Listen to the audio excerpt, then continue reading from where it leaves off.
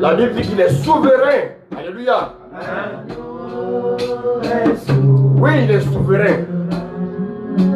Et c'est pour ça qu'il fait ce qu'il veut avec ta vie. Il fait ce qu'il veut avec ta vie.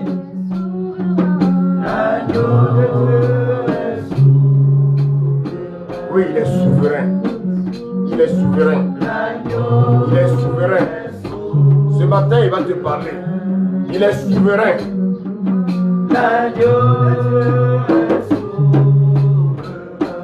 Merci Seigneur.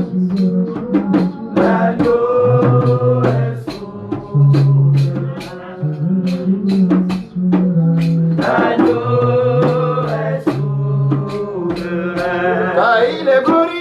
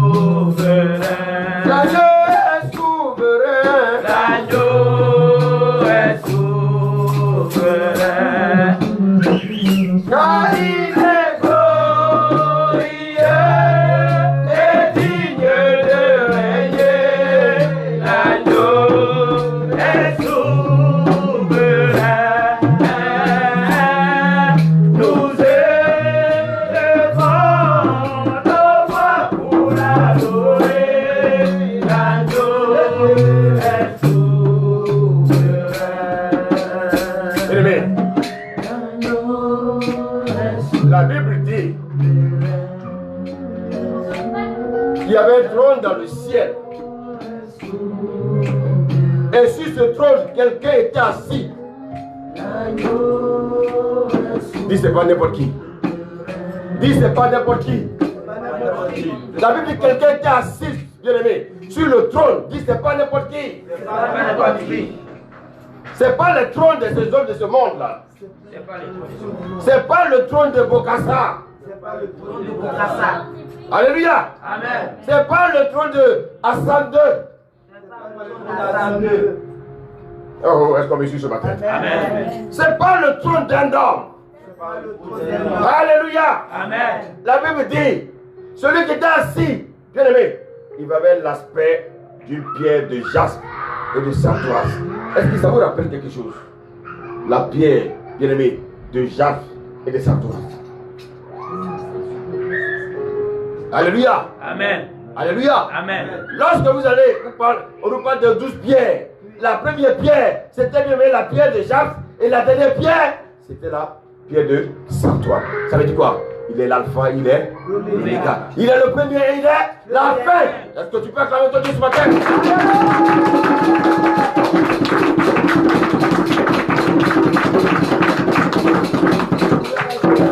Mais la Bible dit que autour de lui,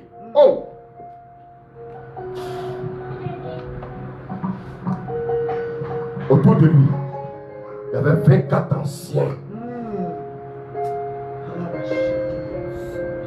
Les 24 anciens ne sont que permis les 24 livres. Les 24 livres. Alléluia. Et sur ces bien-aimés, sur ces trônes, non seulement ils étaient assis, mais la Bible dit qu'ils étaient revêtus de vêtements blancs. Je crois que ce matin, nous avons eu une prophétie. Ne jouez pas avec les prophéties. C'est quelqu'un me suit ce matin. Et je pense que nous n'avons pas fini ce matin. Le Seigneur va encore nous parler. Alléluia. Amen. Alléluia. Amen. Et sur leur tête, bien aimé, sur leur tête, des couronnes d'or. Je vous pose la question. Est-ce que des anges peuvent avoir des couronnes? Non. Très bien.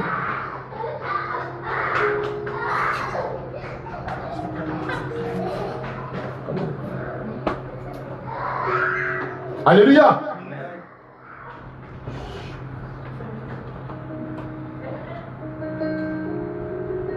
Les 24 anciens, ils siégeaient, bien aimé, avec le roi des rois. Bien aimé, c'est ça notre espérance. Alléluia. Qui veut assis à côté du roi des rois? Amen. Amen. C'est pour ça, bien aimé, il faut aimer la parole de vérité. Amen. Bien aimé, les plats sont chers. Dis à ton voisin, les plats sont chers. Les plats sont chers. Bien aimé. Beaucoup sont assis dans les églises. Ils pensent qu'ils sont sauvés. Ah, bien aimé. Faisons attention à notre vie spirituelle. Si quelqu'un me suit ce matin, Amen. si quelqu'un m'entend ce matin, Amen. toi qui m'écoutes, j'ai dit, les places ne sont pas gratuites. Pour accéder à ce lieu, il faut avoir des vêtements blancs.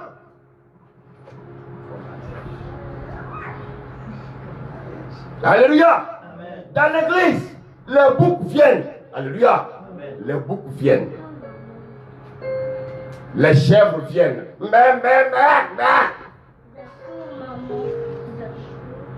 Alléluia. Il y a beaucoup de boucs dans l'église. Et souvent, il y a même des loups qui rentrent au milieu d'eux.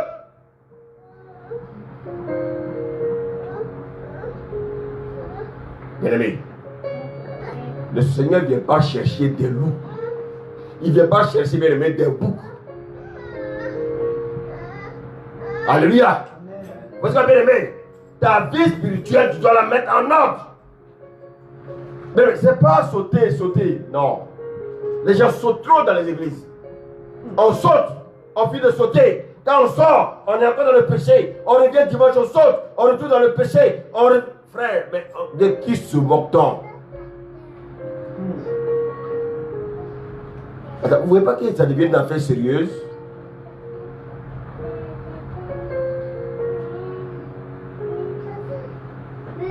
Alors toi qui viens dans la maison de Dieu, et puis tu as envie de retourner dans le monde, fais attention. La mort t'attend. Ceux qui ont des oreilles entendent ce que dit l'Esprit. Vous savez, souvent je ne comprends pas les chrétiens.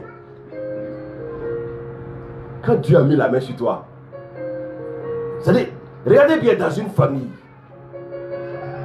Alléluia. Souvent, c'est bizarre. Mais il y a un seul que Dieu saisit. Mais les autres, ils vivent leur vie. C'est comme si ça n'intéressait pas Dieu. Mais toi, quand tu commets la même faute que, bam, il te châtie. Mais pourquoi?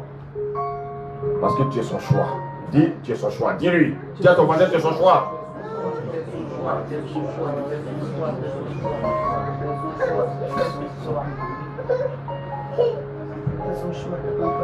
Bien-aimés, je vous en prie ce matin, soyons dans la vérité.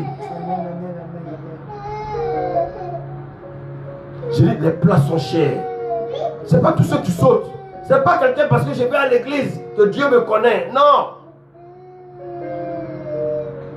Il dit, mes brebis entendent ma voix et me suivent.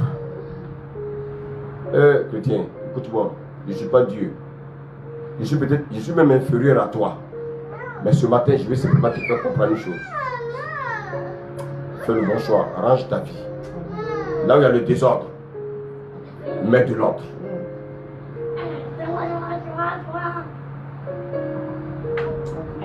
Mets de l'ordre.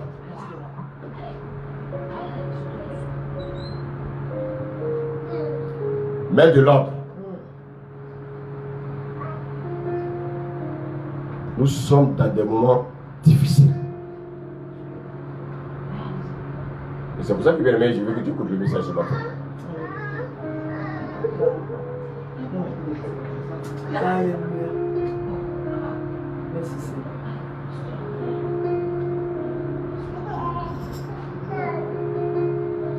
Je vous en prie, faisons un effort. Les enfants qui font du bruit, mettez-les dehors. Je vous en prie. Déjà leur présence, c'est bon. N'ayez pas peur. Mais bien aimé, quand le message vient, c'est maintenant qu'il commence à faire du bruit. Bien aimé, soyons aussi, aidez-moi. Bien aimé, si vous en prie. Il y a trop de bruit.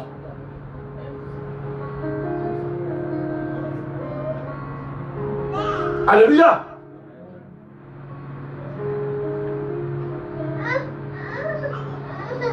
La Bible dit qu'il a assis sur le trône. Il a assis sur le trône.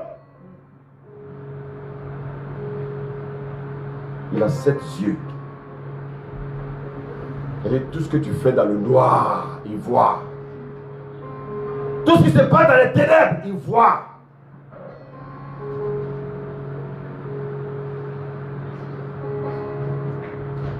Frère, ça va? Est-ce que tu peux t'élever? Tu peux t'élever? Est-ce qu'on peut acclamer le Seigneur? Alléluia.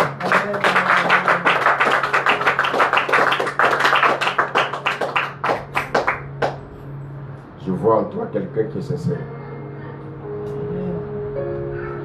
Je vois en toi quelqu'un qui veut chercher Dieu. Je vois en toi quelqu'un qui cherche la vérité.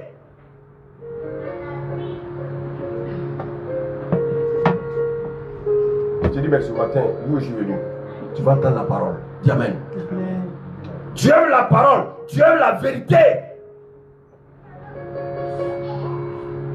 C'est pour ça que je voulais te dire ce matin, ne crains point. Tu es assis à la bonne place. La parole va te transformer. Ce monde ne peut pas te transformer. Dans ce pays, les enfants ont été transformés. Alléluia. Mais c'est le Seigneur qui doit te transformer. Si tu écoutes la parole de vérité, la parole va te transformer. Si tu n'aimes pas la parole, le monde va te transformer.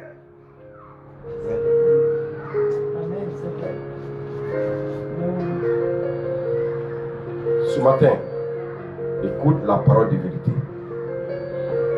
Ça va vraiment te faire du bien. Ça va vraiment te faire du bien.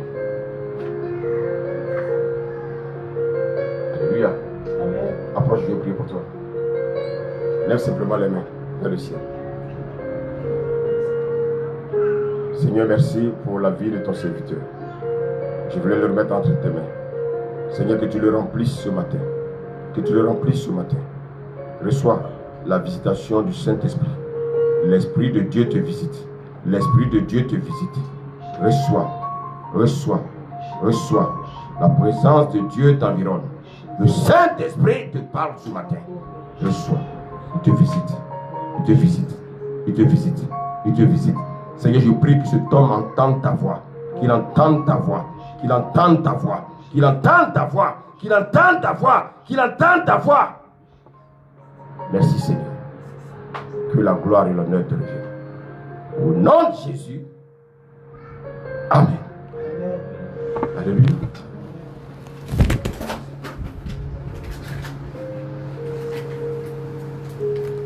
Gloire à Dieu. Amen. Gloire à Dieu. Amen. Je crois que donner le micro à Tabert, je pense qu'il y a un message. Et on est dans le moment de l'esprit. Amen.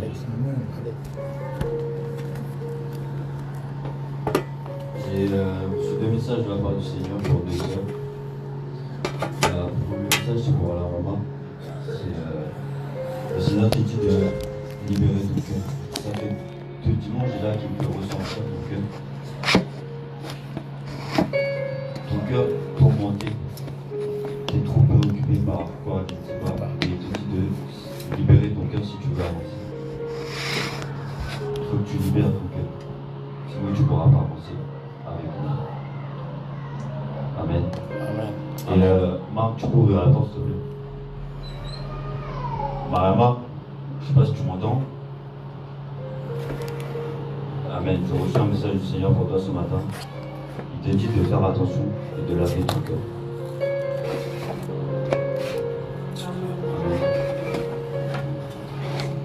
Gloire à Dieu. Amen. Quand le Seigneur parle, il ne parle pas à des sourds. Il parle à des personnes qui entendent. Alléluia. Est-ce que quelqu'un me suit ce matin? Amen. J'ai dit, est-ce que quelqu'un me suit ce matin? Amen. Soyons disposés. Ce n'est pas le moment de la rigolade. Dieu n'est pas notre copain. Vous savez, quand vous regardez la vie des personnes, leur problème dépend de comment ils ont reçu leur conversion.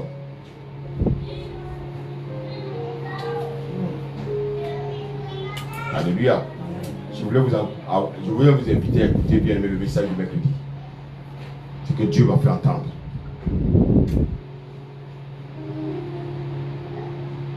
Vous savez, la vie de chacun de nous dépend de comment il a reçu sa conversion. Si tu as reçu ta conversion, bien aimé, dans le mensonge, tu vas continuer dans le mensonge. Si tu as reçu ta conversion dans la vérité, tu vas rester dans la vérité. Mais le Seigneur est merveilleux. Ce matin, j'ai vu m'asseoir. Quand je me suis assis, il m'a dit, prends 1 roi 16. On va passer le message. Gloire à Dieu. Seigneur, nous te bénissons. Et nous te rendons toute la gloire. Nous te disons merci pour ton amour et pour ta fidélité. Merci pour tous tes bienfaits. Tu es le Dieu fidèle. Seigneur, je veux m'abandonner entre tes mains. Éclaire-moi et éclaire ton peuple. Éclaire-moi et éclaire ton peuple. Je veux m'abandonner entre tes mains.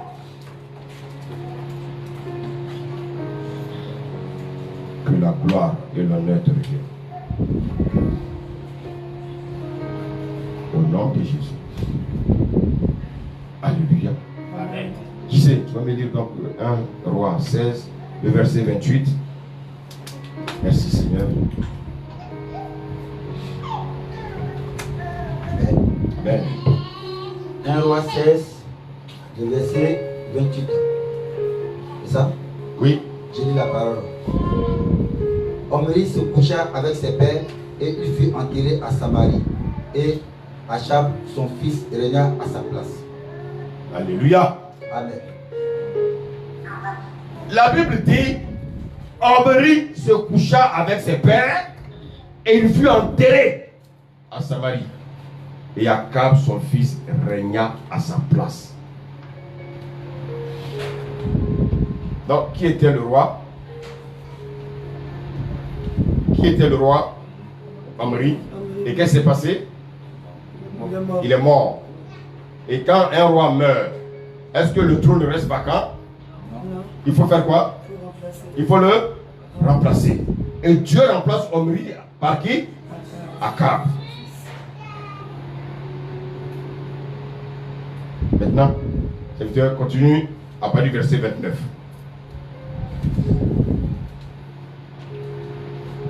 Achab, fils d'Omri, régna sur Israël la 38e année d'Assa, roi de Juda. Achab, fils d'Omri, régna 22 ans sur Israël à Samarie. Achab, fils d'Omri, fit ce qui est mal aux yeux de l'Éternel, plus que tous ceux qui avaient été avant lui. La Bible dit, Akab, fils d'Omri, fit ce qui est mal aux yeux de l'Éternel, plus que tous ceux qui l'ont dévancé.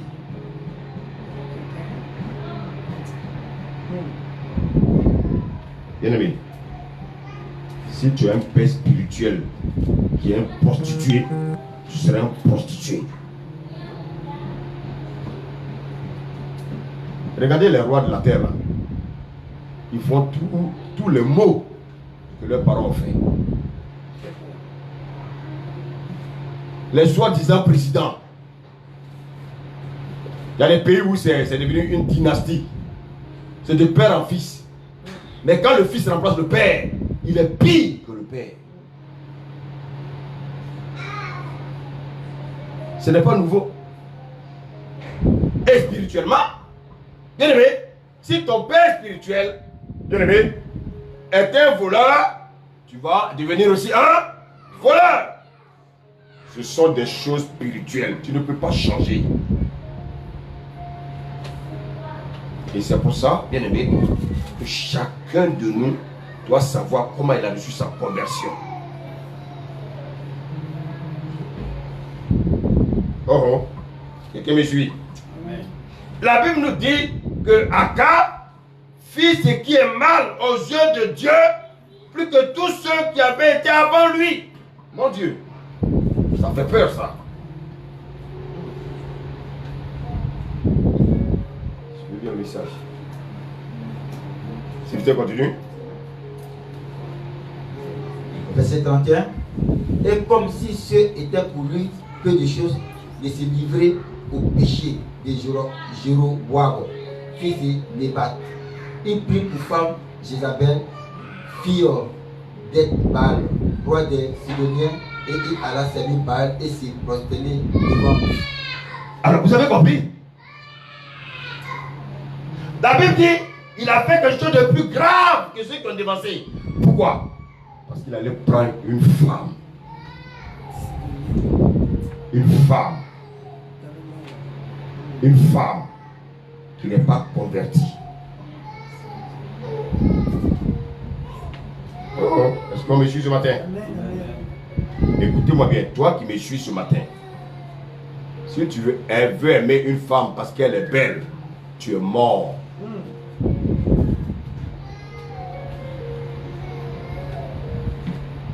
Si tu veux chercher une femme parce qu'elle est belle de figure, tu es mort.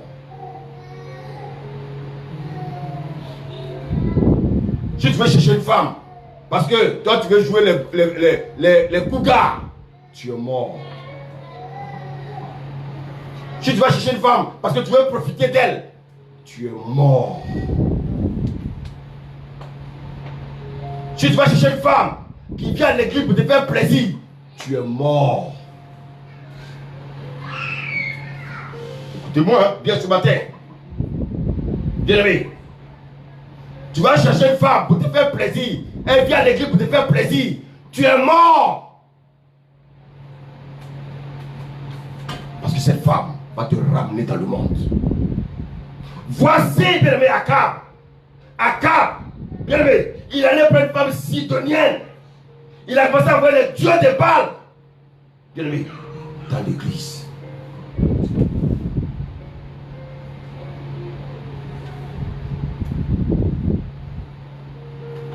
Alléluia. Et ce qui faisait était tellement mal que Dieu va vouloir freiner cela.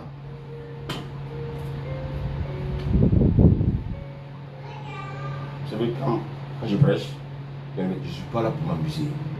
Vous savez, les églises font des erreurs, ils veulent collectionner les hommes. On ne collectionne pas les hommes, on forme des disciples.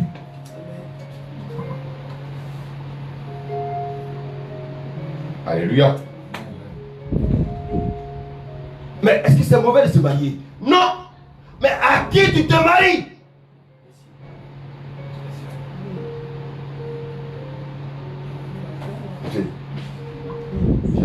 Tu as compris, non? Dieu n'a pas de pas se marier. Hein? Mais avec qui tu te maries? Soit cette personne ne te fait avancer, soit elle te détruit.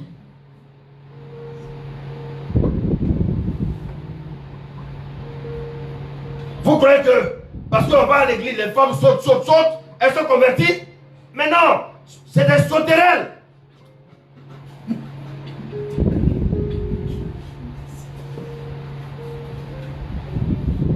Alléluia.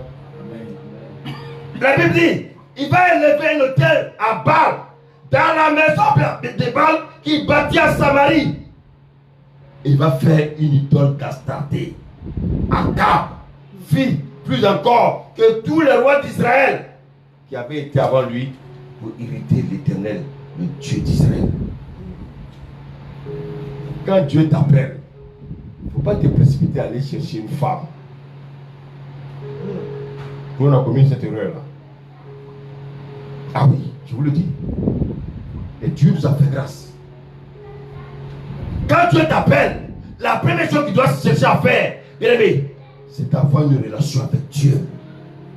Quand tu as une relation avec Dieu, Dieu te montre maintenant, bien aimé, celle. Celle, alléluia. Celle, alléluia. Amen. Celle, alléluia. Amen. Celle, alléluia. Amen. Il a mis sur ton chemin. Amen. Regardez comment on voit, regardez la vie des hommes de Dieu. Une vie misérable. Vous voyez les hommes de Dieu, ils souffrent. Ils sont souvent obligés de rentrer dans le compromis. Pourquoi? Parce que madame aime les choses chères. Parce que madame aime le modernisme. Parce que madame aime les choses du monde. Il est obligé de se convertir. C'est-à-dire, il s'est converti à Christ, il se reconvertit à Satan pour faire plaisir à sa femme.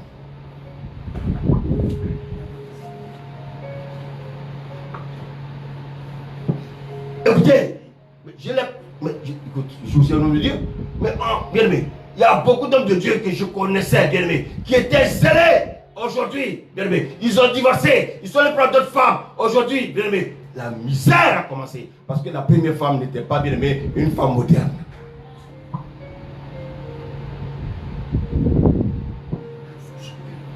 Alléluia. Ah non, non. Elle ne porte pas les choses qui brillent. Elle porte les adoucaflets. Elle porte les vêtements de deuxième main. Alléluia. Non, non, il faut que j'aille chercher une femme moderne. Parce que, vous voyez, je suis allé chez mon copain. Il m'a invité à prêcher. Voici, bien aimé. C'est pour ça que, bien aimé, inviter les hommes à prêcher là, souvent, c'est très dangereux.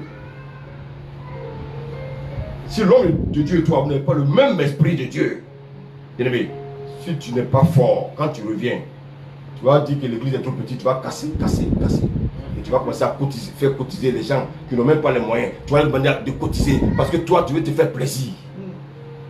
Dieu n'est pas dans ce qui brille. Dis à ton conseil ce matin, il n'est pas dans ce qui brille. Il n'est pas dans ce qui brille. Mais Dieu, il recherche des cœurs qui brillent. Oh, est-ce qu'on me comprend ce matin? Amen. Regardez les erreurs qui ont été commises dans l'église. Satan sait que cet homme-là, Dieu va l'utiliser. Qu'est-ce qu'il fait? Il met une femme sur son chemin.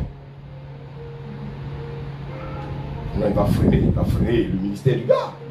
Comment il va faire? Alléluia. Amen. Il va mettre ces femmes-là. Quand elle vient, elle passe par des versets bibliques. Tu dis, ah mais ça c'est une spirituelle. Hein? Ah mais elle me plaît, c'est une spirituelle. Tu es un homme mort. Parce que tu n'as pas le discernement.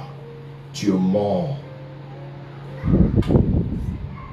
Mais regardez, je vous assure, je vous dis, je vois des hommes de Dieu. Aujourd'hui, quand vous voyez leur aspect, tout a changé. Il ne veut plus boire l'eau des ponts, il veut boire l'eau des montagnes. Voilà, l'eau. Frère. Mais écoutez, le puits, il ne veut plus boire le puits, voilà. Alléluia. Bien aimé, je veux que vous m'écoutez ce matin. Parce que je veux parler à vos cœurs. Ne commettez pas l'erreur des premiers. Dis Amen. Amen. Regardez, la Bible dit que Akab a commis plus d'erreurs que ceux qui l'ont dévancé.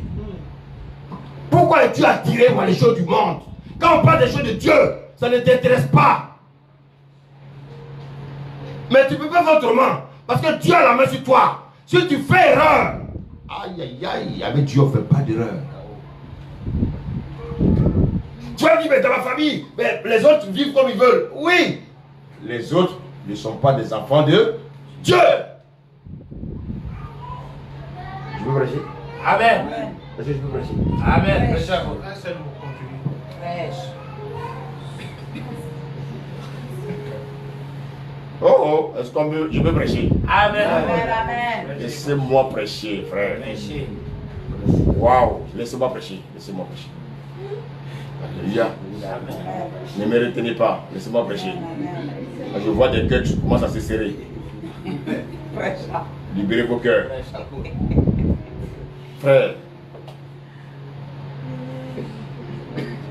il y a un homme de Dieu qui m'a regardé et je me dis, est-ce que dans l'église il y a des gens qui viennent là-bas? Je dis, mais pourquoi? Je dis, mais ces messages sont trop durs.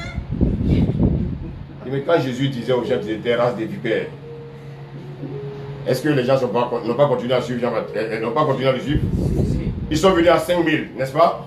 Sans compter les femmes et les enfants. Mais sur les 5000, ils sont restés combien? Mais est-ce qu'il a demandé pardon d'aller appeler les autres? Non. Il n'est pas amour. Pourquoi il n'a pas demandé pardon? Il y a des gens, écoutez, toi tu es dans une église, les fidèles à cause du message fuient. Toi tu cours derrière eux pour aller les chercher. Ah bon, tu es mieux que Jésus alors? Jésus veut faire le tri pour toi. Toi tu vas chercher bien des corbeaux pour les ramener. Tu vas chercher des loups pour les ramener. Frère, Jésus a posé la question aux 12 là. Mais vous aussi, qu'est-ce que vous faites là? Mais pourquoi vous ne les suivez pas?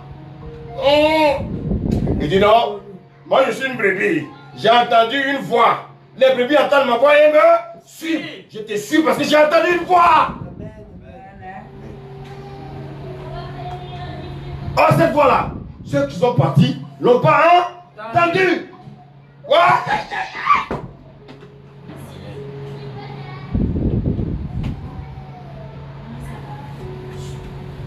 Alléluia. Amen.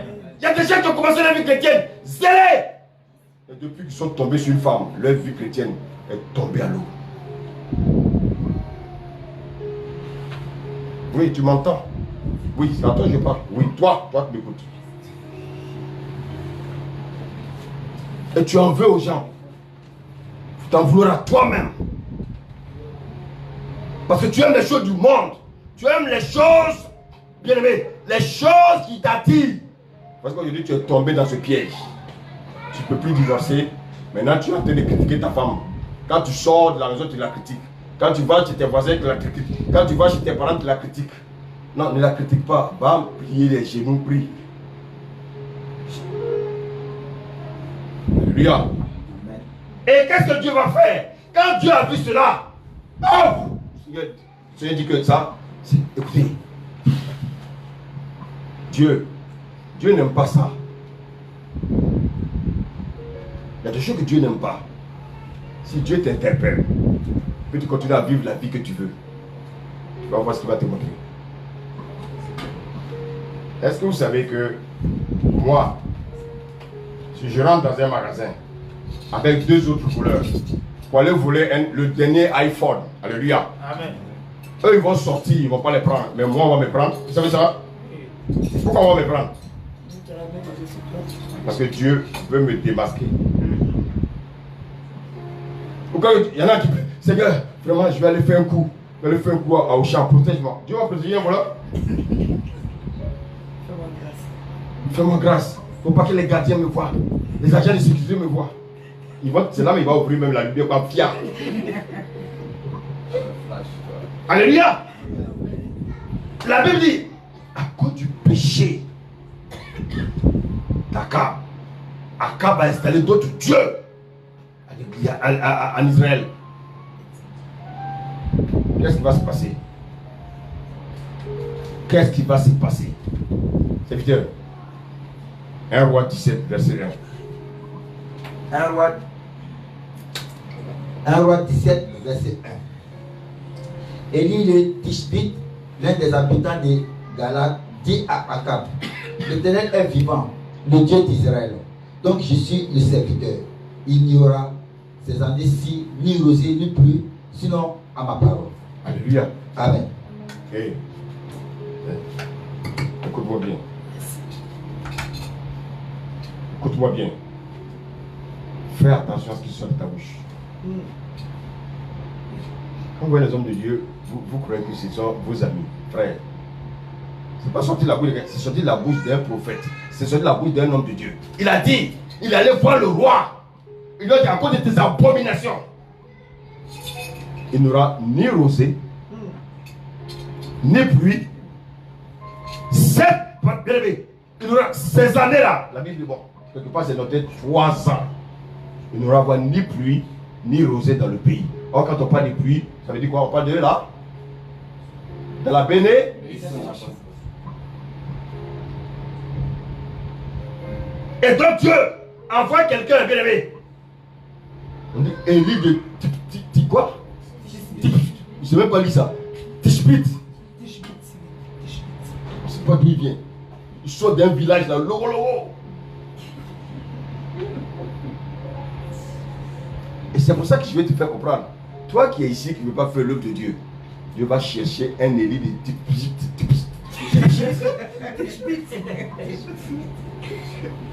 pour venir prendre ta place. Parce que même en Israël, où étaient les prophètes? Vous savez, on peut rentrer dans la corruption sans le savoir. Parce que le roi, de temps en temps, il me glisse les pieds. Regardez aujourd'hui, beaucoup d'hommes de Dieu ont pris des pasteurs autour d'eux. Ils leur donnent des pieds, ils leur construisent des châtiments, des bâtiments. Il est baptiste bien-aimé. Ils leur donnent des voitures. Les gens ne peuvent plus dire la vérité. Vous savez pourquoi? La bouche qui mange ne parle pas. La bouche qui mange ne parle pas. Bon, ça c'est pas biblique. Hein? J'ai dit quand même, mais c'est pas biblique. Alléluia. Amen. Donc, ils ont fermé la bouche. Alors que Dieu les a mis à côté de ces hommes pour les orienter. Mais c'est eux qui orientent maintenant les hommes de Dieu. Mais oui, c'est de toi que je parle.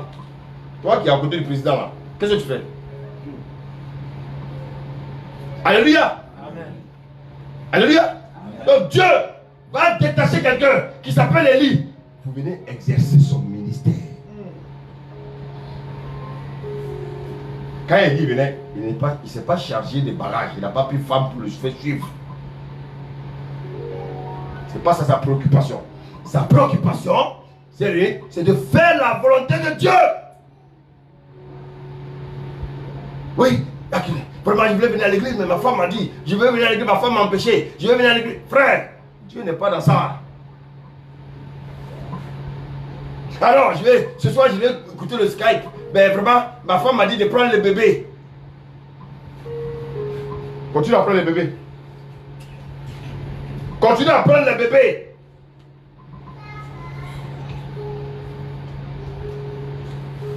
Continue à jouer avec le Seigneur.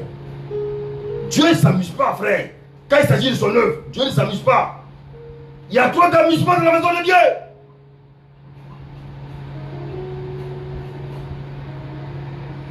Et les oreilles entendent ce que dit l'Esprit. Bien aimé, Élie, il a été un prophète qui a été enlevé sur quoi?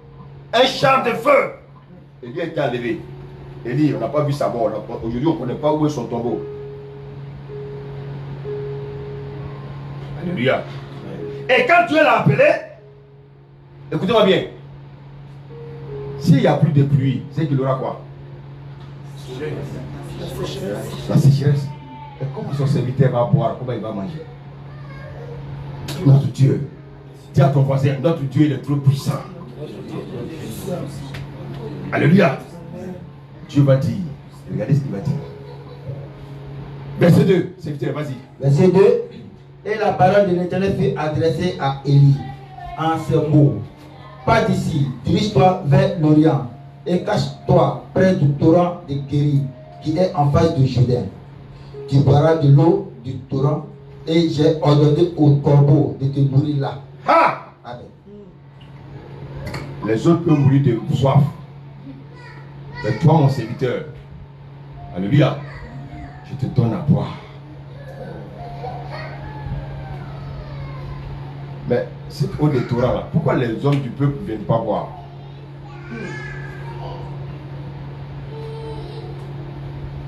Vous boirez des breuvages morts, ça ne vous fera pas?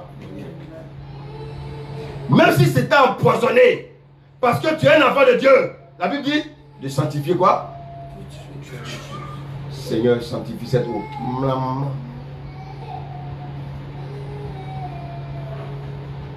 Il dit, va venir des corbeaux. Ah! Bénédiction. Comment le corbeau peut te nourrir? Un corbeau, il a un bec. Comment il va t'envoyer la viande pour te nourrir? Alléluia. Il y a des moments, Dieu ne veut pas que le ventre soit trop plein. Dis à ton voisin, ton ventre est trop plein chaque jour, c'est pas bon. Vous voyez, 3 fois par jour, la petite quantité là, c'est ça que Dieu dit, ça va te donner la force. Parce qu'il faut que l'esprit soit disposé. Il y a trop de ventre plein là. Le ventre est plein. Tu ne peux plus prier. Et Satan t'a piégé. Alléluia. Donc Élie, il va venir dire à cet homme-là, écoute-moi, à cause de l'abomination que tu as instaurée en Israël, il n'y aura plus d'eau, il n'y aura plus de pluie, rien dans ce pays. Donc quand on reçoit les messages, il ne faut pas dire je m'en fous, c'est ton problème. Alors, on va aller de Matthieu 17, du verset 10 au verset 13.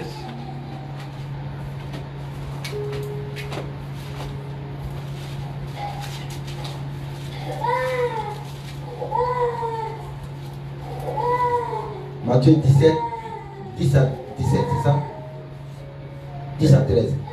Je lis la parole. Les disciples lui firent cette question. Pourquoi donc les scribes disent-ils qu'Élie doit venir premièrement?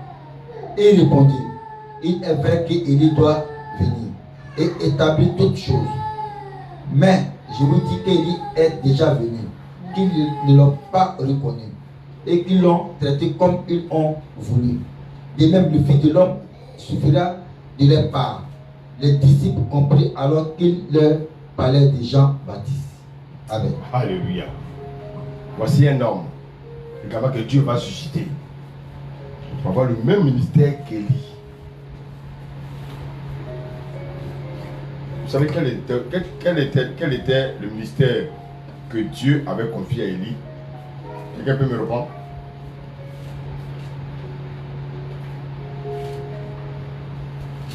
Quel était l'objectif du ministère d'Élie?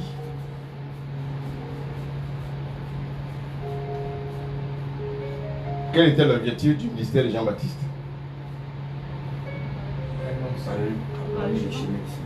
Après le chemin. Donc, c'est pour faire quoi? Préparer les. Mais pourquoi on doit préparer les cœurs? Parce que les cœurs se sont éloignés de Dieu. Donc, le ministère d'Élie, c'était de ramener le cœur bien-aimé du roi. À qui? En ramenant le cœur du roi à Dieu. Il ramenait le cœur de qui à Dieu? Le peuple. Écoutez, si dans une maison, le père est gagné à Christ, alléluia, c'est à lui de faire gagner maintenant le cœur de ses enfants à Christ. Si le père boit l'alcool avec ses enfants feront quoi? Ils boiront l'alcool avec lui. Si le père passe le temps à regarder les matchs de football avec ses enfants, ils passeront le temps à faire quoi? Oui, donc Dieu nous a donné la responsabilité sur nos enfants. Si tu as le temps d'enseigner la parole de Dieu à tes enfants, qu'est-ce qui va se passer? Très bien. Alors, bien aimé, donc Élie a été appelé par Dieu pour parler au cœur du roi. Pour que le roi abandonne ses abominations. Alléluia. Amen. Alléluia. Amen. Gloire à Dieu. Amen. Donc Élie, il avait un ministère, bien aimé, pour ramener le cœur des enfants vers le Père. Et le cœur du Père vers les enfants. Alors, bien aimé, le roi Akab, il devait être le garant du peuple. Il devait être celui-là que le peuple devait suivre, l'exemple. Mais qu'est-ce qu'il a fait? Il a poussé tout le peuple à lui adorer d'autres dieux. Je ne sais pas si vous vous rappelez, quand on est enfant, quand nos parents vont faire les sacrifices là, est-ce qu'on a un mot à dire? Non, non. Qu'est-ce qu'on fait? On les suit. On les suit. Est-ce que ça veut dire que Dieu nous a abandonnés? Il y a un temps où Dieu va dire, mon enfant, ça suffit. Là, c'est à toi de dire oui, je te suis Jésus. Alléluia. Un roi 16. On va lire du verset 28 à 31.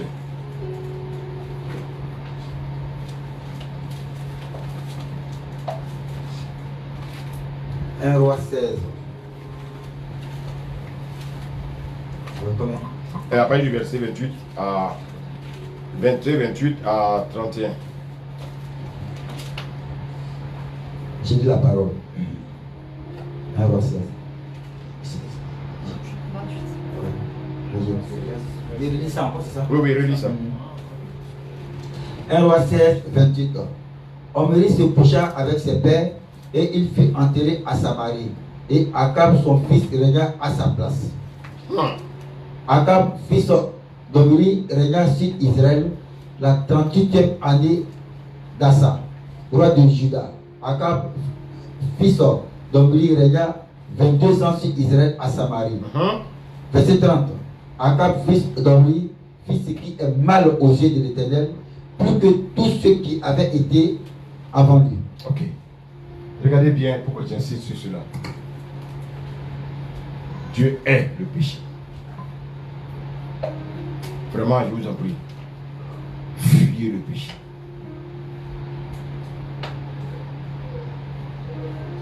Et ce qui est grave, même on a fait un séminaire sur les dangers silencieux. Ce qu'on garde dans le cœur. Mon ami, c'est plus dangereux qu'une bombe. Parce que quand ça sort, ça apporte la mort. C'est pour ça que quand tu en veux à quelqu'un, il vaut mieux libérer. Parce que si tu emmagasines, juste ça sort, la mort s'ensuit. Alléluia.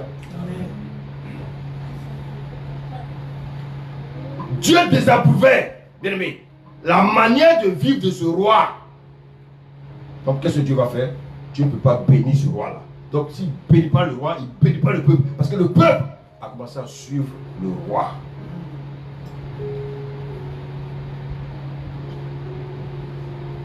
Dieu veut son détachement avec le péché. Parce que, bien, vous savez, la sainteté de Dieu, pour sa sainteté, il ne peut pas cohabiter avec celui qui vit dans le péché. Si tu veux, tu peux chanter Alléluia comme tu veux. Mais c'est comme s'il y a un vide à côté de toi. Chacun est permis, hein? Tout est permis, mais tout n'est pas. Est-ce que je peux empêcher un païen de dire Alléluia? Mais est-ce que ça veut dire qu'il est chrétien? Non. Alléluia. Amen. Donc vous voyez qu'à cause de son péché, il sera coupé de Dieu. Mais regardez bien, malgré sa gravité, on peut ici noter l'amour de Dieu. Dieu va envoyer son serviteur pour l'interpeller. Chaque fois que le Seigneur nous interpelle, c'est ça l'amour de Dieu. Amen. Amen. Ce matin, nous avons reçu des messages pour les uns et les autres. C'est ça l'amour de Dieu. Sinon, Dieu peut faire quoi? Il peut. Mais s'il te tait, ce n'est pas bon pour toi. Donc Dieu te révèle ce qui ne va pas dans ta vie afin que tu changes. Amen. Et c'est parce que Dieu t'aime qu'il t'interpelle. Il ne faut pas dire, ah, mais chaque fois que quelqu'un arrive à l'église, c'est sur moi. Alléluia. C'est l'amour de Dieu. Écoutez, ce que vous ne savez pas, c'est que si je vis dans le péché, faites confiance à Dieu. Il va vous révéler ça. Ah, c'est pour ça que je dis, pourquoi quelqu'un va me parler sur moi? Je traite durement mon corps, frère. Ah! Hey, on a vu la porte là, le supermarché là, il était nouveau. Abomination, merci. Frère, je suis un homme, je peux tomber. Et tomber. Ne dis, faut pas dire à écoutez, je ne veux pas orgueilleux, hein. Faut pas dire moi je peux jamais tomber. Mon ami, vous ne connaissez pas le diable. Le diable. Bon. Vous savez comment le diable fait tomber les gens? Les femmes que tu n'as pas eues dans le monde là. Tu cherchais, tu n'as pas eu là. C'est ça, il va faire passer devant toi. Dernier cri. Alléluia. Dieu n'est pas un père qui veut maltraiter ses enfants. Et quand tu commets des erreurs, Dieu est là. C'est pas parce que Dieu n'est pas là. Hein. Il te voit. Mais il attend toujours un temps favorable pour t'interpeller. Alléluia. Écoutez, moi, je prends mon exemple. Si je commence à tromper ma femme, hein?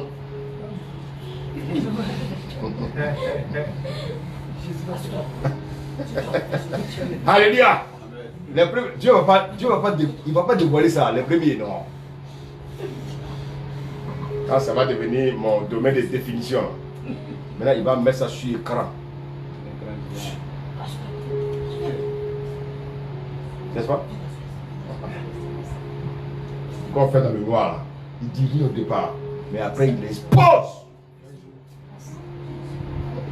Chérie, en tout cas, tu as raison. Qu'est-ce que tu as dit tout à l'heure? Hein? Il va me rappeler à lui. Ça, je ne veux pas qu'il me rappelle maintenant. Je n'ai pas encore fini de taper la vérité. Dites Amen. Alléluia. Attends, chrétien, je vous pose la question là. Les vrais enfants de Dieu, quand ils veulent pécher, vous ne voulez pas que votre cœur bat. Mais quand le cœur bat là, qui vous parle? Mais est-ce que vous obéissez? C'est-à-dire, pourquoi le cœur bat? C'est pour dire, je peux arrêter ton cœur, hein. Je vais arrêter ton cœur. Hein. Il y a danger, il y a danger. C'est comme le feu clignotant. Attention. Tu dois t'attendre. À qui ça arrive? Ah. Maman, c'est parce que Dieu t'aime. C'est pas il fait ton cœur bat. Et quand tu fais ça, quand tu prends attention, fais 7. Mais quand tu abandonnes, tu reprends 14. Alléluia. Alléluia.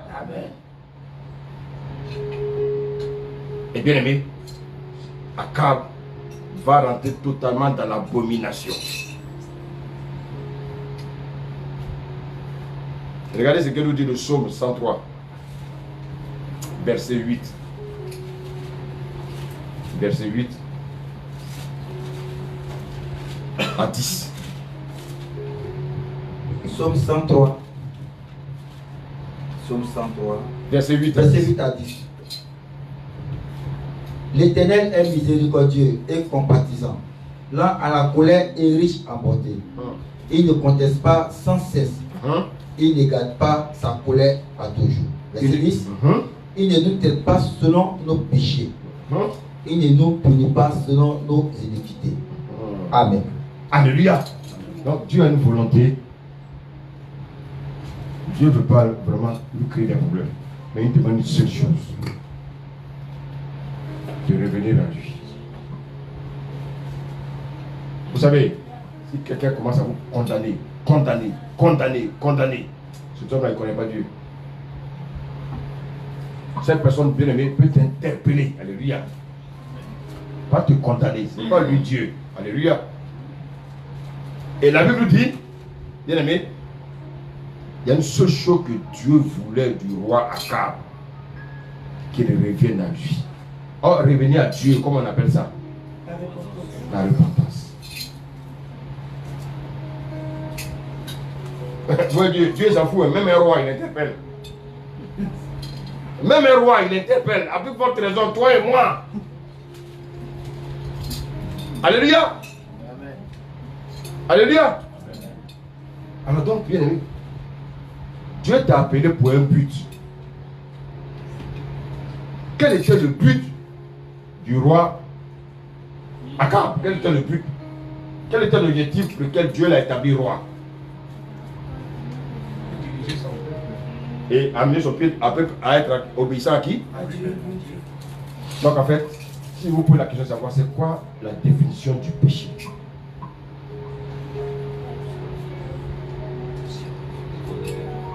C'est la désobéissance à Dieu. C'est se détourner de Dieu. Tu n'as pas fait la volonté du Seigneur. C'est pas parce que j'ai fait, c'est pas parce que je ne commets pas l'adultère, tout ça. Non. Non. Le péché pour Dieu, c'est de ne pas faire sa volonté. Si Dieu, écoutez-moi bien, si je me lève le matin, et Dieu me dit de ne pas aller travailler, alors que mes patrons m'appellent rapidement, viens, et puis Dieu me dit ne bouge pas. Si je bouge, je viens de faire quoi? Le péché. Mais nous, qu'est-ce qu'on va faire? On va partir. Pourquoi? Parce que le warika, Le blé, le gombo, le bouillon. l'argent, va nous pousser à désobéir à Dieu. Alléluia. Maintenant, bien aimé, on va lire maintenant 1 Roi 21. À partir du premier verset.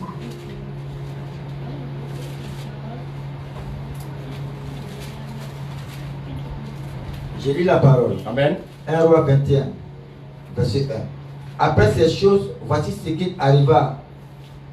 Naboth d'Israël avait une vigne à Jezreel, à côté du palais d'Akab, roi de Samarie. Et Akab parla ainsi à Naboth: cède-moi ta vigne, pour que j'en fasse un jardin potager, car elle est tout près de ma maison. Je te donnerai à la place une ville meilleure. Écoutez-moi bien. Si ta vigne est meilleure, pourquoi tu veux me potager?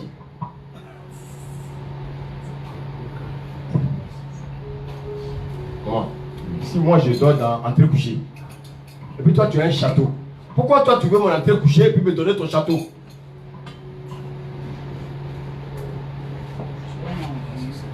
C'est là la sorcellerie.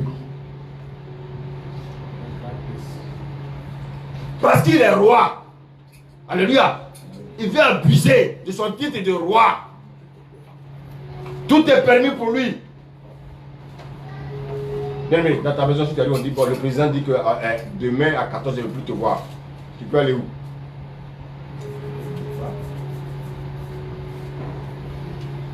Et la Bible dit, il dit, cède-moi ta vigne. Continue, serviteur. Ou, si cela te convient, je te payerai la valeur en argent. Verset 3. Mais Naboth répondit à Akab: que l'Éternel me garde de te donner l'héritage de mes pères. Bien aimé, nous bafouons l'héritage de nos pères. Quel héritage de ton père?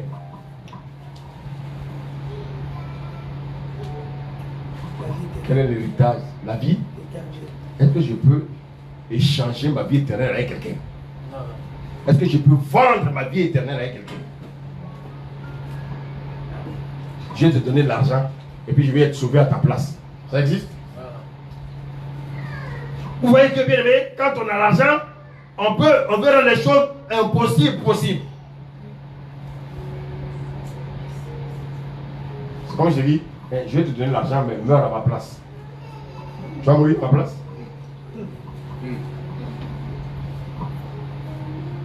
Et vous voyez combien de fois, bien aimé, souvent nous sommes suffisants et nous croyons que les autres, bien aimés, sont les derniers.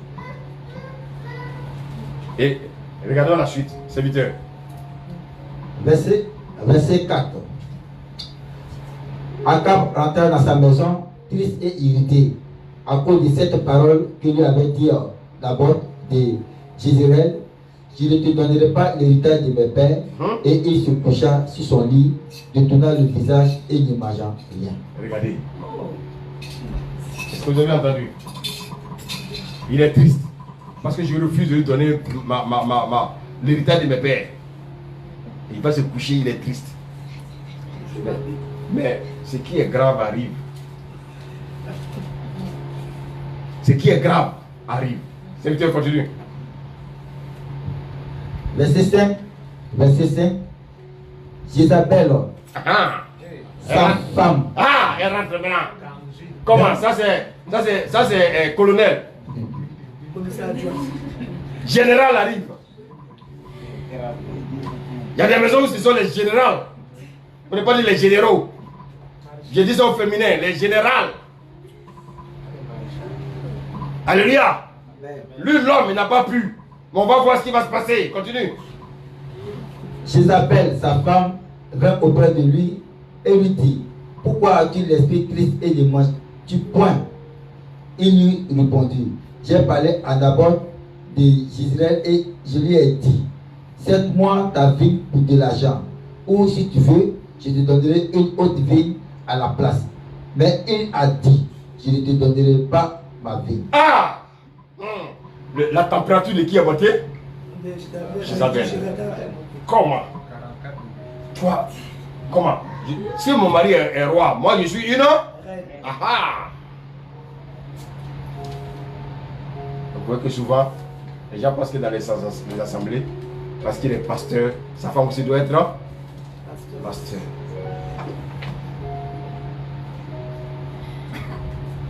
Vous voyez souvent qu'on met des erreurs. J'insiste, je dis une femme ne doit pas diriger un ministère. Vous savez, j'ai eu un débat où les gens, j'ai vu un gars qui se débattait, lui aussi, il n'était pas aussi trop opposé aussi. Par rapport à, est-ce que la femme doit enseigner, est-ce que c'est un débat, je les ai écoutés. Et la femme, elle prenait l'exemple de Déborah. Vous savez, en général, les gens prennent toujours l'exemple de Déborah. Frère, est-ce que Déborah était pasteur? Est-ce que juge c'est pasteur? Non, disons la vérité. Après, elle s'est débattue, et Anne aussi. Bon, qu'est-ce que la Bible dit par rapport à Anne? Anne était dans l'église et qu'est-ce qu'elle faisait? Elle servait Dieu nuit et jour dans le jeûne et la prière. C'est écrit, non? Je vous pose la question. Anne, ça c'est dans Luc 2. Alléluia. Maintenant, je vous pose la question. Dans le temple, il y avait des prophétesses. Quand les navigateurs donnaient les messages, quand il y avait des révélations comme on reçoit là, elle libère. C'est ça le rôle d'une prophétesse. Pendant que je suis en train de prêcher, alléluia, l'esprit peut saisir, alléluia, peut saisir la maman, peut saisir la servante du bœuf. Paf! Et quand c'est comme ça, qu'est-ce que je fais? La Bible dit que l'esprit des prophètes est soumis au prophète. Il y a un message important à libérer. Vous savez ce qui se passe souvent dans les églises? On vient dire au gars, tais-toi, tais-toi, tais-toi. L'homme de Dieu prêche. Parce que ce message-là urge. C'est pour ça qu'on donne. Alléluia. Donc, on nous donne l'exemple de Anne. Anne, c'est une prophétesse. Une prophétesse, quel est le rôle d'une prophétesse? Une prophétesse, c'est une femme d'intercession. Elle reçoit les messages et puis elle libère les messages. Ça n'a rien à voir avec la prédication. Ça n'a rien à voir avec le ministère prophétique. Le ministère prophétique, c'est le ministère de la parole. Oui, c'est différent. Or, une prophétesse, elle a des dons. Alléluia. Elle peut avoir le don de parler en langue, mais ça ne fait pas d'elle une prédicatrice. Il y a vu que dans le débat, ils ont donné encore l'exemple des filles de Philippe. Oui, les filles de Philippe. Je vous pose la question. Est-ce que les filles de Philippe, on dit bien les filles de Philippe, qui est l'homme de Dieu? Est-ce que ces filles prêchent? Elles sont simplement des dons de prophétie. C'est pas parce que bien aimé, je suis en train d'enseigner mes enfants que l'esprit tombe, descend sur une qui commence à prophétiser qu'elle a un ministère.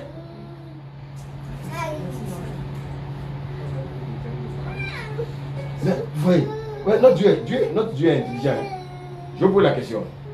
Quand la Bible dit faisons l'homme à notre image et selon notre homme, ça veut dire quoi?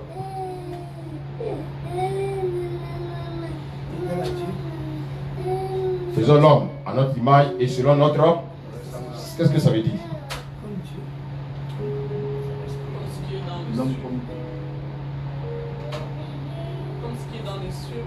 Comme ce qui est dans les cieux.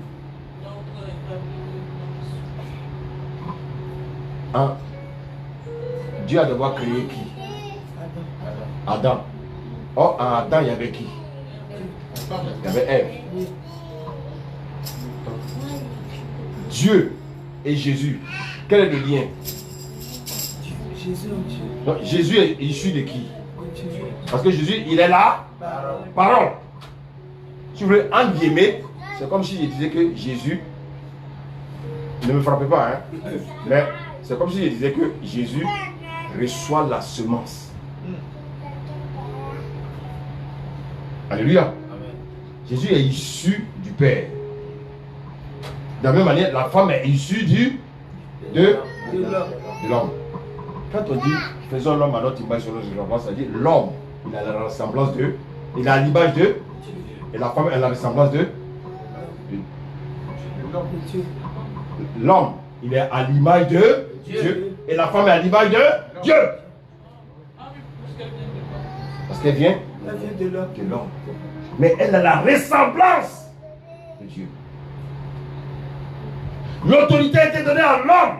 Donc la femme, l'homme, il a besoin d'avoir toujours sa compagne avec lui. Alléluia. Et c'est lui qui prend les décisions. C'est pour ça que quand la femme a ouvert sa bouche, elle venait de fauter là. Parce que le diable, le péché est rentré dans. Avec Dieu, les choses se font dans l'ordre. Mais est-ce que Dieu en a voulu à Ève?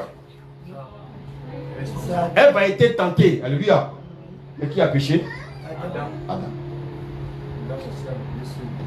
C'est pour ça que dans le couple, Dieu ne va jamais dire ta femme, Dieu va d'abord dire toi. Et c'est pour ça que vous ne devez pas être désaccablés.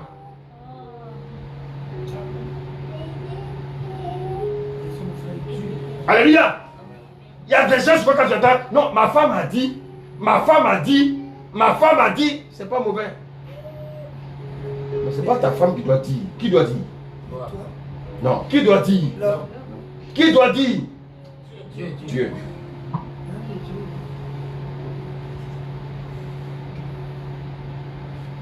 Alléluia. Maintenant, je vous donne, regardez-moi simplement. Et dans le message, la femme disait, oui, même Fouébé. Fouébé a été recommandé par Paul pour aller prêcher. Je vous pose la question. Vous avez entendu parler de Fouébé? Non, vous n'avez pas entendu parler de Fouébé. Vous ne lisez pas vos Bibles, hein? Non, c'est pas dans l'acte.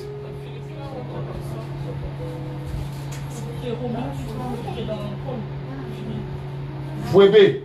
P-H-O-B-E. Comment on l'appelle? P-H-O. P-H-O-E-B-E. Comment on dit ça? Phoebe. Mais il y a O dedans. On dit Phoebe.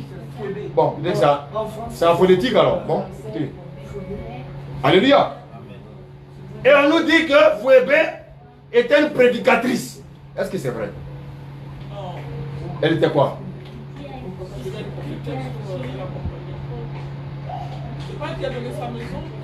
Non, ça c'est dit. Alléluia. Maintenant, regardez. Bon, on va finir avec l'histoire de Phoebe. Lire Romains 16, verset 1.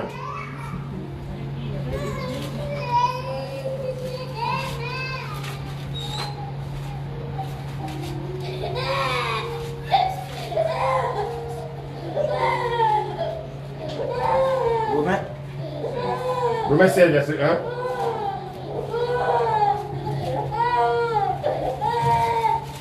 Romains 16, verset 1. J'ai lu la parole. Je vous recommande Phoebe. Je vous recommande Phoebe. Phoebe. Donc vous voyez que Paul donne une lettre de recommandation. Alléluia. Amen. À la servante de Dieu qui s'appelle Phoebe. Continue. Notre sœur, Notre sœur. Oui.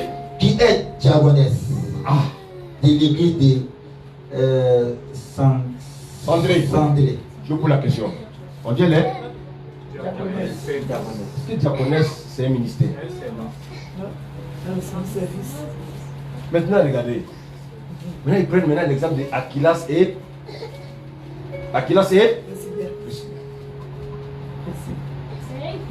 c'est pas parce que je suis pasteur que ma femme est pasteur. Elle m'accompagne dans le ministère. Ma femme est un peu, si tu veux, celle-là qui jeûne, qui prie pour que mon ministère prenne de l'élan. Mais ça veut pas dire que ma femme aussi doit se mettre là à faire comme moi. C'est-à-dire que notre Dieu n'est pas un Dieu d'ordre.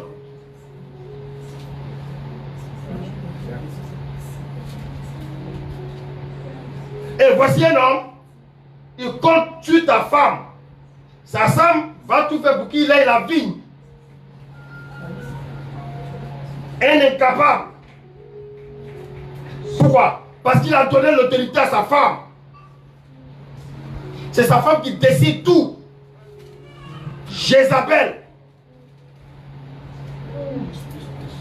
Et ça tue le ministère. Ma femme a dit. Mais on ne va jamais te dire, le Saint-Esprit m'a dit.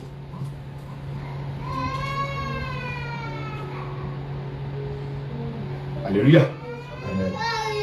La Bible dit, continue, verset 7. Alors Jézabel, boum boum, commandant s'est levé.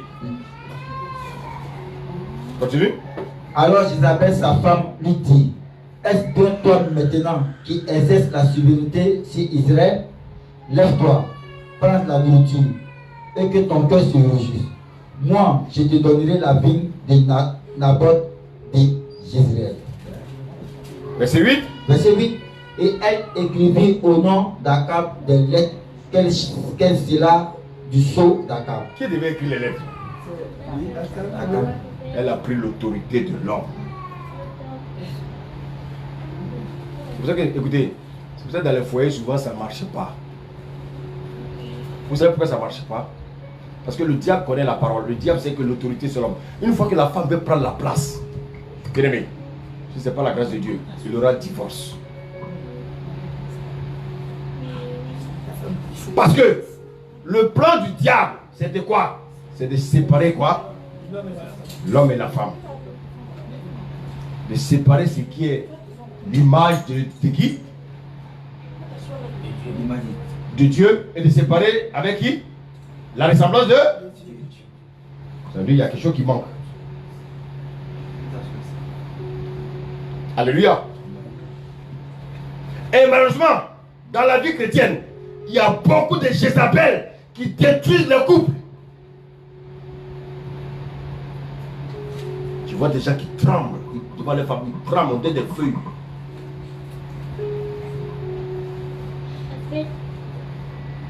Alléluia. Amen. Écoutez mon message, je n'ai pas dit d'aller terroriser ma femme. Parce qu'il y en a qui ne comprennent pas bien le message là. Je n'ai pas dit, je suis un commandant sur ma femme. Oh oh, est-ce qu'on me suit? Amen. Je n'ai pas dit d'aller écraser vos femmes. Je n'ai pas dit de réveiller vos femmes à minuit pour qu'elles vous fassent ça, à manger. Parce que j'ai dit. Vous avez 2 bras, si elle est couchée, allez faire votre omelette, mangez. Alléluia. Parce que souvent on mélange les choses.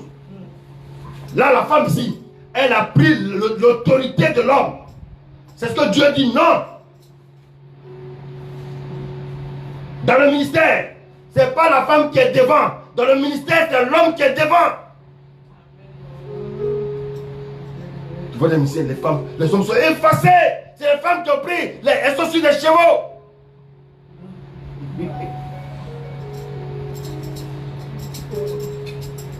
Ah non, bon, tu sais, c'est ma femme, hein. Comme c'est ma femme là. Comme c'est ma femme. Et puis après. Et puis après.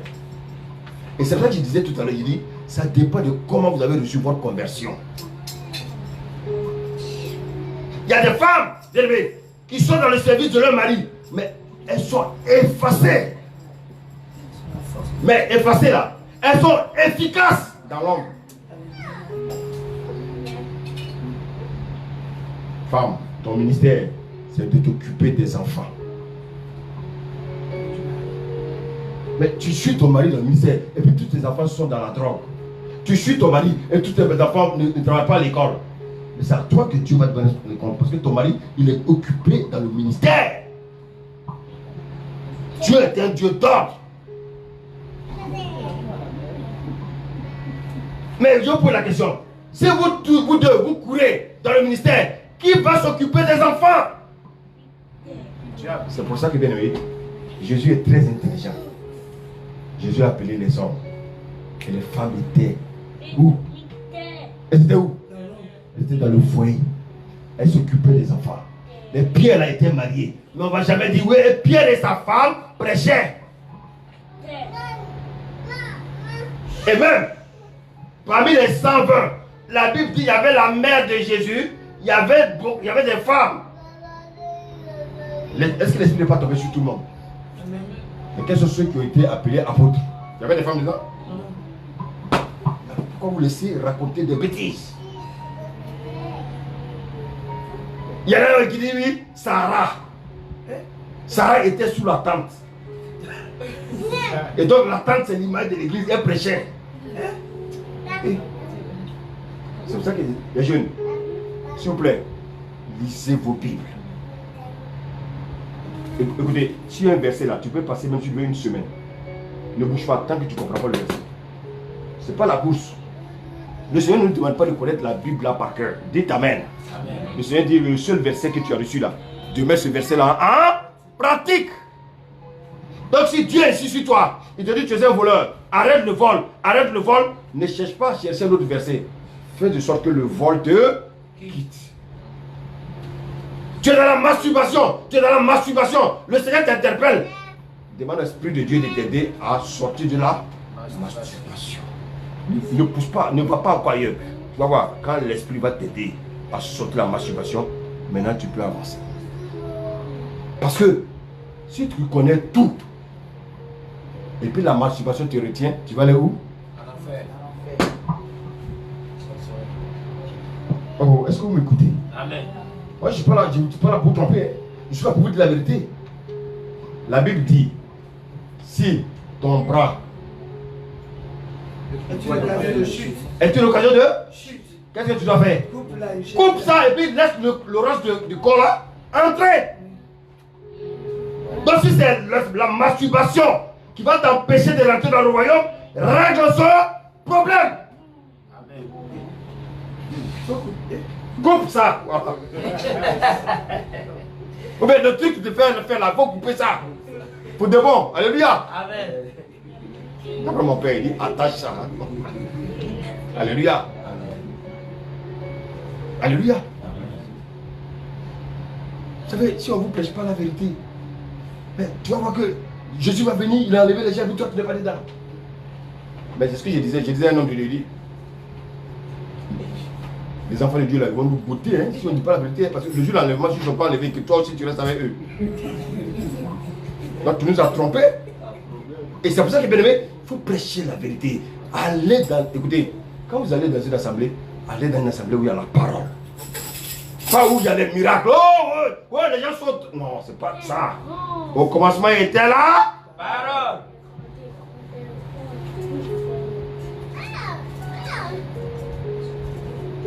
La femme, bien aimée, est la ressemblance, bien aimée, de Dieu. Alléluia. Et l'homme est l'image de Dieu. C'est pour ça que l'homme est toujours devant. Quand Jésus parle, il parle toujours sur la soumission de qui? Du Père. La femme doit être soumise à qui? Donc la femme est sous la mission de qui? Pourquoi vous voulez changer les choses? Voici quelqu'un, il a donné la mission à qui?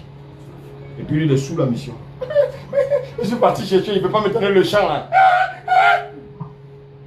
Il est devenu un bébé. Commandant est arrivé, commandant va maintenant régler le problème. Alléluia. C'est comme dans la maison. Il dit, non. J'entends ma femme. Après, puis huile, tu attends qui est ta femme. Huile. Ouais, je connais les femmes, je ne veux pas qu'on rentre dedans. Mais l'huile au moins paye, c'est pas grave. Alléluia. Et regardez bien, qu'est-ce que sa femme va conseiller? Elle va conseiller, bien aimé, de faire d'une abomination. Regardez bien, lis le verset qui suit, serviteur. Verset 9, je reprends le verset 8. Et elle écrivit au nom d'Akab des lettres qu'elle scella du sceau d'Akab et qu'elle envoya aux anciens et aux magistrats qui habitaient avec Naboth dans sa ville. Verset 9. Voici ce qu'elle écrivit dans ses lettres. Publiez un jeune, placez Naboth à la tête du peuple et mettez en face de lui deux méchants hommes qui déposeront ainsi contre nous. Tu as maudit Dieu et le roi. Alors, regardez, écoutez-moi bien. Souvent on pense que le jeûne c'est seulement pour des choses bien. Le diable aussi envoie ses gens à jeûner pour faire du mal. C'est pour ça que les mystiques là beaucoup jeûnent. Beaucoup te disent non, moi je ne mange pas la viande. Parce que dans sa famille là, il y a un il veut tuer. Donc allez, il est consacré à ça. Et qu'est-ce qui va se passer malheureusement? Verset 14. Verset 14. Et il envoya dire à Jézabel, Naboth a été lapidé et il est mort. Verset 15. Lorsque Jézabel apprit que Naboth avait été lapidé et qu'il est mort, elle dit à Akab, lève-toi, prends possession de la ville de Naboth de Jézréel qui a refusé de te la céder pour de l'argent car Naboth n'est plus en vie, il est mort. Oui, c'est sa femme maintenant qui lui dit lève-toi.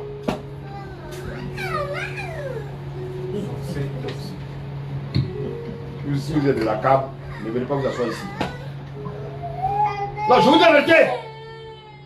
Des acabes. Vous êtes finis.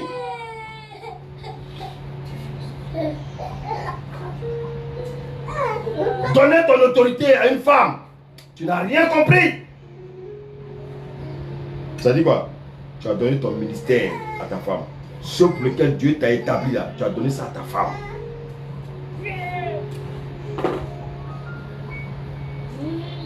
Alléluia. Amen. Mais il y a quelque chose qui va se passer. Quand Akab va se rendre compte que l'autre est mort, il va voir le mort. Lis le verset 27. Verset 27.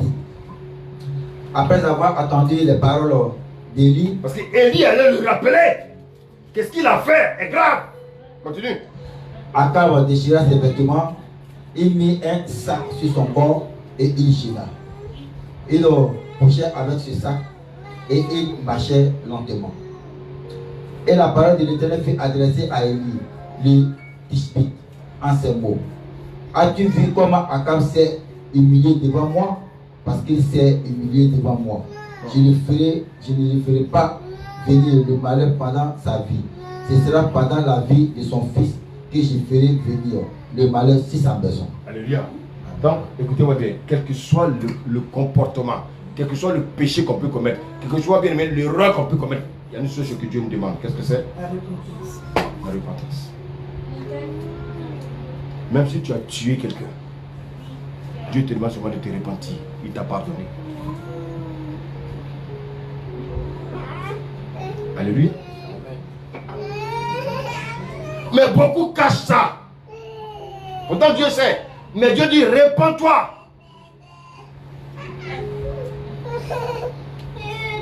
Souvent on est dans la maison de Dieu. Mais notre cœur n'est pas vrai. Répands-toi. Je vous dis, comment tu as reçu ta conversion là? Ça te suit. Ou tu es vrai, ou tu n'es pas vrai. Avec le Seigneur, on ne fait pas moitié.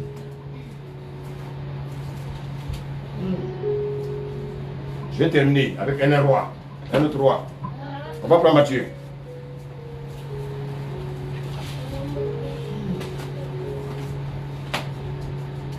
Matthieu 14, à partir du premier verset.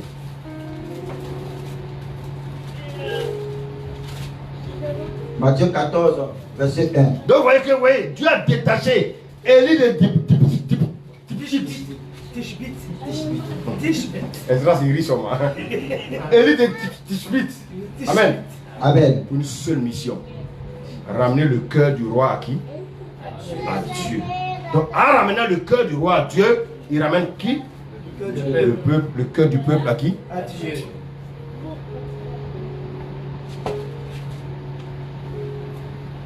Alléluia. Si les gens votent la loi à l'Assemblée nationale pour dire que maintenant la pédophilie est maintenant légalisée, les gens vont crier un peu et un an après, on oublie. C'est légalisé.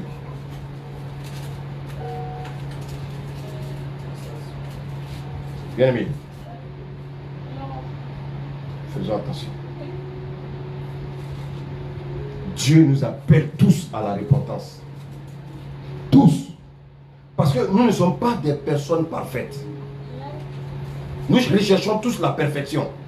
Or, c'est les personnes. Le Seigneur dit qu'il veut que nous soyons des hommes atteints de la perfection pour pouvoir rentrer dans son royaume.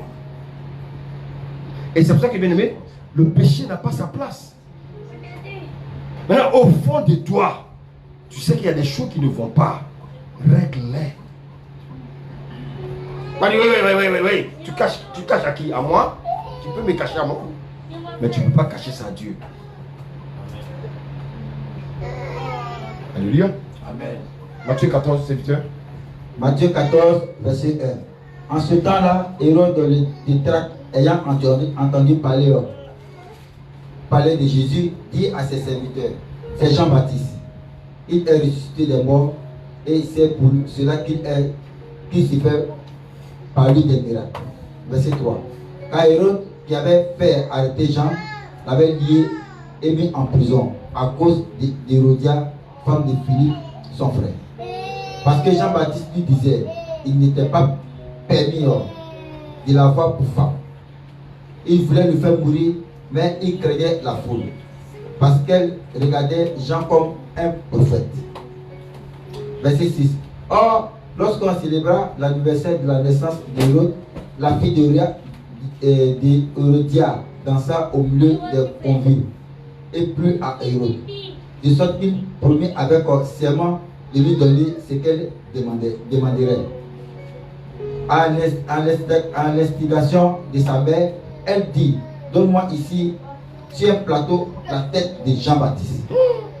Le roi fut attristé, mais à cause de ses serments et de ses convives, il commanda qu'on la lui donne. Et il envoya décapiter les gens dans sa prison. Verset 11, sa tête fut apportée sur un plat et donnée à la jeune fille qui la porta à sa mère. Waouh. Les disciples de Jean vinrent prendre son corps et l'ensevelir et il l'allait annoncer à Jésus. Je continue. Annoncé à Jésus. Alors, regardez bien. Jean-Baptiste, quelle était sa mission? Préparer le cœur du peuple à la venue de qui? Est-ce que Jean-Baptiste avait peur? Non. Quelle est la différence entre Jean-Baptiste et Akab?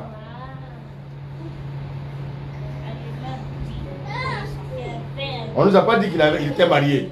Mais peut-être qu'il était marié. Amen. Alléluia. Est-ce qu'on a parlé de sa femme?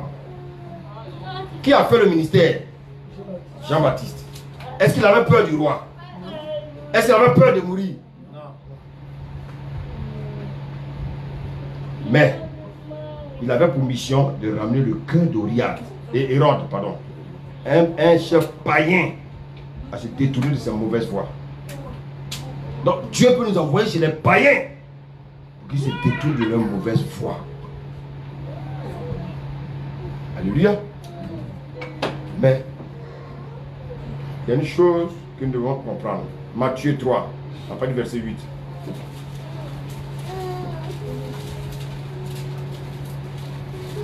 Matthieu 3, verset 8. Je lis la parole. Produisez donc du fruit digne de la repentance. Je continue? Oui. Et ne prétendez pas dire en vous-même, nous avons Abraham pour père. Car je vous déclare que de ces pierres, si Dieu peut susciter des enfants à Abraham. Continue. Déjà, la cognée est mise à la racine. Quand la cognée est mise à la racine, il reste à faire quoi? Des arbres. Quand on met la cognée à la racine, il reste à faire quoi? On veut faire quoi? C'est quoi la Cognée, c'est... Voilà l'arbre. Donc la cognée, c'est un élément pour arracher.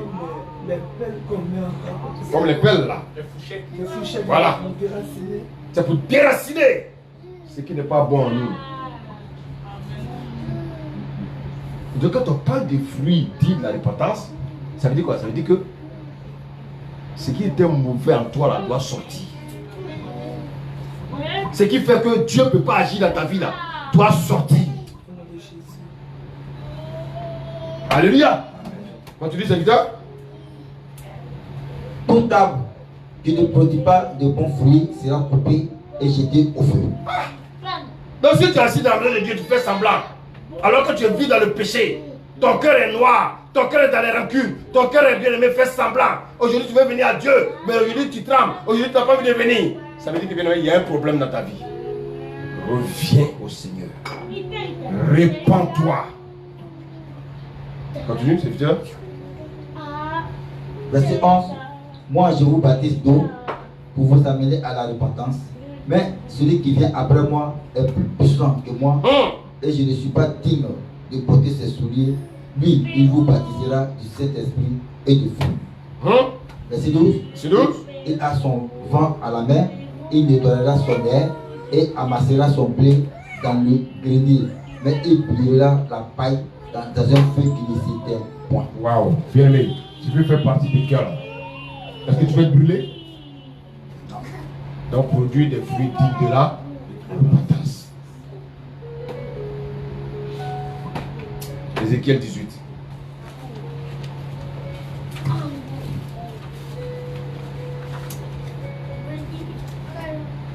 Ézéchiel 18. Verset 31 à 32. Lis-moi à partir du verset 20. Ézéchiel 18. Ézéchiel 18. À partir du verset 19, pardon. 19. Je lis la parole. Vous dites, pourquoi le Fils ne porte-t-il pas l'iniquité de son Père? C'est que le Fils a agi selon la droiture et la justice. C'est qu'il a observé et mis en pratique toutes ces lois. Il vivra.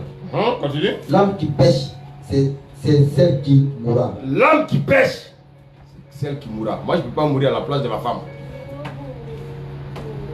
Si ma femme a péché, ce n'est pas moi qui vais mourir à sa place. C'est elle qui a péché, c'est elle qui va mourir. Si moi je pêche, ce n'est pas ma femme qui va mourir à ma place, c'est moi qui mourrai à ma place. Il n'y a pas de discussion. Continue. Le fils ne portera pas l'iniquité de son père, et le père ne portera pas l'iniquité de son fils. Continue. La justice du juste sera sur lui, et la méchanceté du méchant sera sur lui. Verset 21. Si le méchant revient, Si le méchant revient de tous les péchés, comment on appelle ça? La repentance. Écoutez, on peut se cacher dans l'église chanter. Oh ya, oh yeah, oh ya, oh yeah. On peut se cacher dans l'église prêcher. Mais il y a quelque chose qui est caché en toi là qui doit sortir. Si ça ne sort pas devant Dieu, tu es disqualifié. Alléluia. Amen. On va sauter, dit le verset 31 à 32. 31 à 32. Rejetez loin de vous toutes les transgressions par lesquelles vous avez péché. Faites-vous un cœur nouveau. Faites-vous un cœur nouveau. Est-ce que quelqu'un me suit ce matin-là? Amen. Si je viens de dire faites-vous un cœur nouveau, c'est que le cœur qui est là est mauvais. Alléluia. Amen. Pensez que le Saint-Esprit va venir habiter dans un cœur mauvais? Alléluia. Faites-vous un cœur nouveau. C'est à chacun de nous qui doit se faire un cœur nouveau. Parce que maintenant tu connais quoi? La parole. La parole. Ah non, Dieu amour, Dieu comprend. Dieu sait que j'ai eu des moments de faiblesse. Hein. Puis on se console avec ça. Frère, il n'y a plus de consolation dans le péché. Alléluia. Continue, serviteur. Et un esprit nouveau. Pourquoi mourrez-vous, maison d'Israël? Car je ne désire pas la mort de celui qui meurt, dit le Seigneur, l'Éternel. Convertissez-vous donc et vivez. Convertissez-vous donc et vivez. Donc vous voyez que pour que je puisse vivre, je dois me... Je vais vous poser une question. C'est quoi la conversion? Quelle est la différence entre la conversion et la repentance?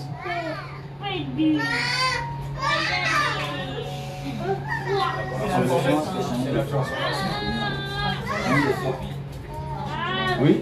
La conversion. Oui, vas-y, il y a le micro. La conversion, changer de foi. Oui. La conversion, c'est changer de Foi. De foi. Foi. Oui. Et la repentance? C'est d'église, c'est une bonne voie. Ok. Quel est le lien entre les deux? Qui vient avant qui? La conversion. La conversion. Non, la repentance. La repentance. Tu regrettes. La repentance. Tu regrettes et tu te convertis. En un mot, c'est quoi la repentance? Un mot seulement. Pas d'article. Un mot. C'est d'église. Donc c'est le dé. De détournement. Celui des tout. Là où ton cœur est, change. Ton cœur dans le faux, là, il doit devenir Frère. c'est tout ce que je te demande. Mais pour cela, il dit devenez comme des petits enfants. Quelle est la qualité des petits enfants?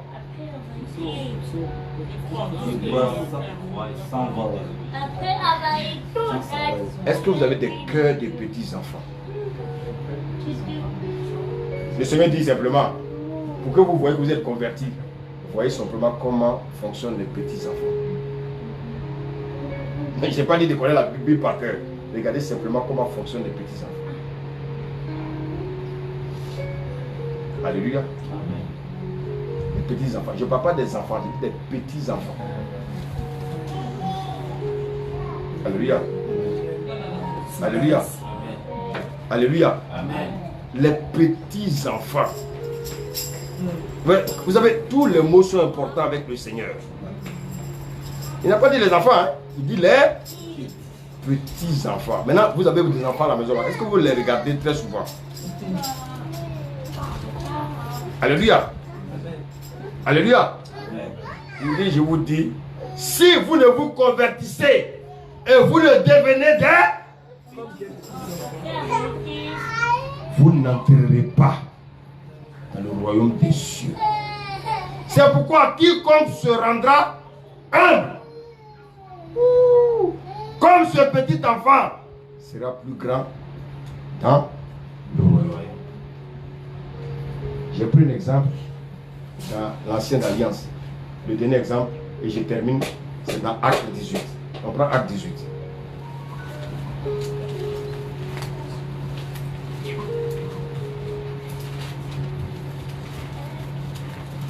À partir du verset 24. Acte 18, 24, j'ai lu la parole. Un juif nommé Apollos, originaire d'Alexandrie, l'homme éloquent et versé dans les Écritures, vint à Éphèse. Il était instruit dans la voie du Seigneur. Il était instruit dans la voie du Seigneur, oui. Et fervent d'esprit. Il annonça et enseigna avec exactitude ce qui concerne Jésus. Bien qu'il ne connût que le baptême de Jean. Il s'est mis à parler librement dans la synagogue. Aquilas et Priscille, l'ayant entendu, le prit avec eux et lui exposait plus exactement la voie de Dieu. Comme il voulait passer en Achaïe, les frères lui l'accompagnèrent et l'encouragèrent et écrivirent aux disciples de le bien recevoir. Quand il fut arrivé, il se rendit par la grâce de Dieu très utile à ceux qui l'avaient cru. Car il réfutait vivement les Juifs en public, démontrant par les Écritures que Jésus est le Christ. Alléluia. Amen. Je vais terminer par là. Quelles sont ici les caractéristiques d'une vraie repentance à travers ce que nous venons de lire? La Bible dit qu'il aimait quoi? Il était versé dans les Écritures. Donc il aimait la parole de Dieu. Il avait le discernement. Tout chrétien doit avoir le discernement. La Bible dit qu'il est fervent d'esprit. Il vivait avec enthousiasme. Alléluia. De son sauveur. Alléluia. Il donnait ce qu'il avait reçu. Amen. Amen. Amen. Il donnait ce qu'il avait reçu. Et qu'est-ce que la Bible nous dit encore? Il enseignait avec exactitude. Il enseignait avec exactitude. Ce qui concerne Jésus. Waouh! Donc il est dans la vérité. Amen. Il ne trompe pas la parole. Alléluia. La Bible dit, il voulait passer, il encourageait et écrivit aux disciples de le bien recevoir. Bien aimé. Donc vous voyez ici, non seulement il était soumis au Seigneur, mais il était aussi soumis aux frères et aux sœurs. Il avait un bon témoignage des frères et sœurs. Il était un serviteur. Bien aimé, la seule chose que Dieu nous demande, c'est d'avoir une vie de repentance. Le Seigneur n'a pas dit qu'on ne peut pas commettre des erreurs. Dis Amen. Amen. Mais lorsque le Seigneur te montre du doigt l'erreur que tu commets, répands-toi et abandonne. Dieu n'est pas le diable. C'est le diable qui cherche à détruire les enfants de Dieu. Mais Dieu n'est pas là pour détruire ses enfants. Dieu nous donne la parole pour que nous revenons à lui. Donc le rôle, bien aimé, de nous en tant que prédicateurs, c'est de ramener le cœur des fils vers le Père et le cœur du Père vers le Fils. Que le Seigneur nous bénisse ce matin. Amen.